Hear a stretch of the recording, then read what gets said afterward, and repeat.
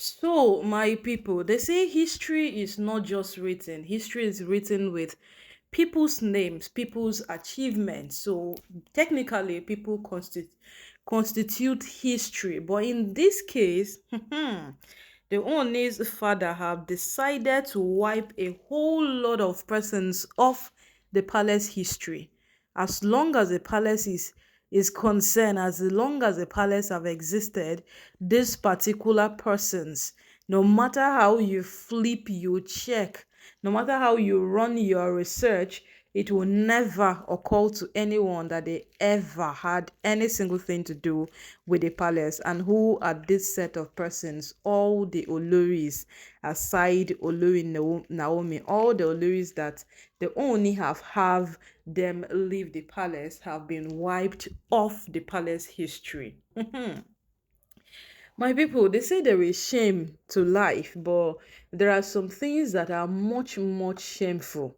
There are things that when someone does to you, even how to recover from it becomes very, very difficult because you have lived your life in the palace, you have fought for the palace. Every single thing you are doing it technically or literally to remain relevant in the palace. And then they wake up one morning, that thing where you have been fighting to stay, you have been fighting to remain relevant, then you completely get cut off from it.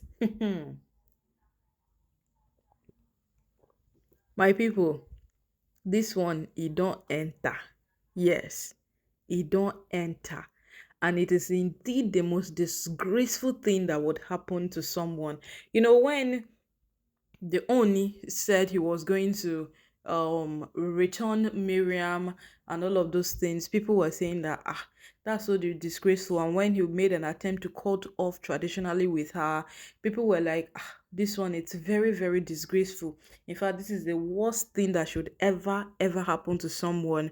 But not knowing that right now, what has happened to these women is the worst and is the most disgraceful thing that can ever happen to someone. Because being cut off a history of a place where you got married to the prominent man, the custodian of the Yoruba culture, the one who rules in the whole of Ile-Ife, older kings comes to bow before him. When this man gave a speech on his coronation, that speech generated millions of views on YouTube. That's to tell you that what he is not just a king in Ile-Ife, he's a king that the world accepts.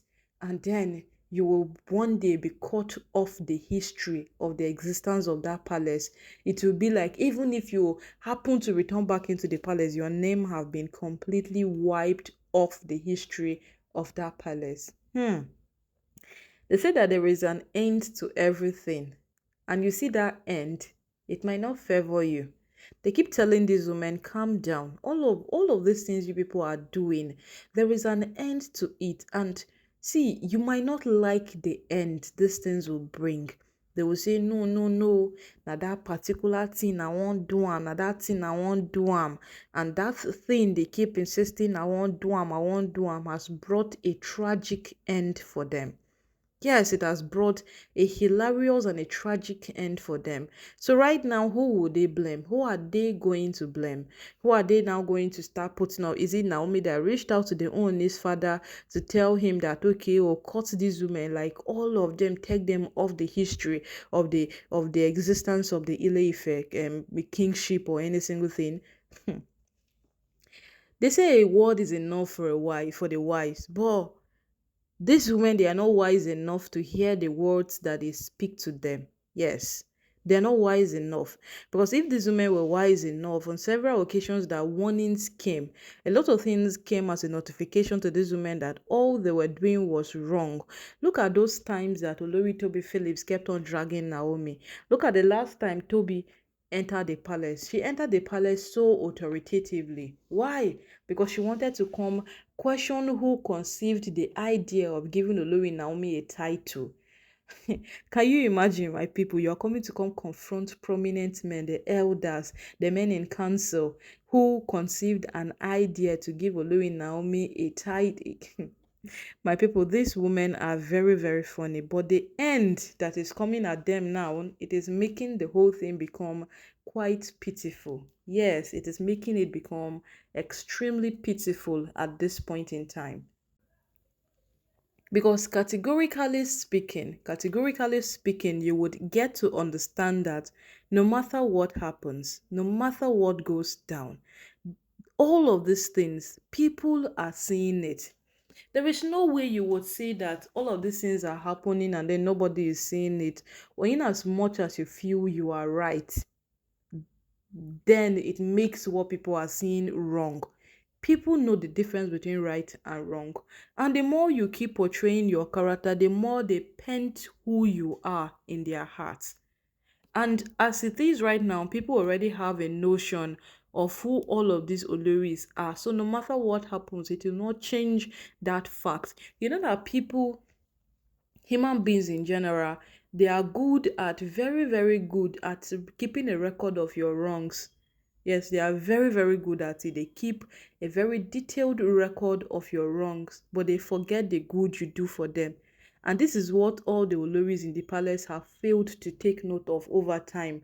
Forgetting the fact that almost people they can do all of this. So when they were telling them that don't fight Naomi, see, Naomi is certainly one person that you can't come into the palace and then you'll pick up a fight with her, or she will become your top priority to fight. They did not believe it. They did not, in fact, they did not even take it into consideration. And now what is happening? It is fire for fire. In fact, it is like back to back for them like this. And no matter what happens on this day, no matter what happens from this day forward, these women will attest to the fact that in one way or the other they were warned. Yeah, see, you can't come into a place and then you will choose one particular person and you will start hating that person. That is exactly what these women did. If you would ask, Naomi has done nothing to this woman. Yes, Naomi has done absolutely nothing to this woman. But they keep fighting her. They keep coming after her. Day in, day out, it's Naomi.